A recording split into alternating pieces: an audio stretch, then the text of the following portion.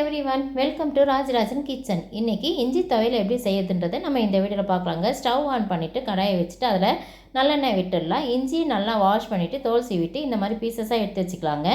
எண்ணெய் காஞ்சி தான் அதில் இஞ்சியை போட்டுட்டு அது கூடவே 4 காஞ்ச மிளகா புளியையும் போட்டு நல்லா வதக்கிக்கலாம். அதை வதங்கிட்ட உடனே மிக்ஸி ஜாரில் மாற்றிக்கிட்டு அது கூடவே கொஞ்சோண்டு மஞ்சத்தூள், உப்பு, கொஞ்சமாக வெல்லம் போட்டுட்டு தண்ணி ஊற்றி நல்லா நைஸாக அரைச்சி எடுத்துக்கலாங்க. மறுபடியும் அதே கடாயில் நல்லெண்ணெய் கொஞ்சம் தாராளமாக விட்டுட்டு கடுகு, கருவேப்பிலை போட்டுட்டு அரைச்சி வச்ச இஞ்சியையும் போட்டு நல்லா கிட்ட இருந்து வதக்கி விட்டுட்டே இருக்கலாங்க.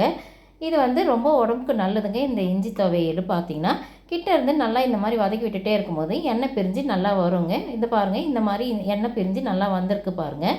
அவ்வளோதாங்க, இஞ்சி துவையல் ரெடி ஆயிடுச்சு. இது இட்லி, தோசை, சப்பாத்திக்கு வச்சு சாப்பிட்றதுக்கு சூப்பராக இருக்குங்க. இந்த வீடியோ உங்களுக்கு பிடிச்சிருந்தால் லைக் பண்ணுங்கள், ஷேர் பண்ணுங்கள், கமெண்ட் பண்ணுங்கள், மறக்காமல் சப்ஸ்கிரைப் பண்ணுங்கள். தேங்க்யூ, பாய் பாய்.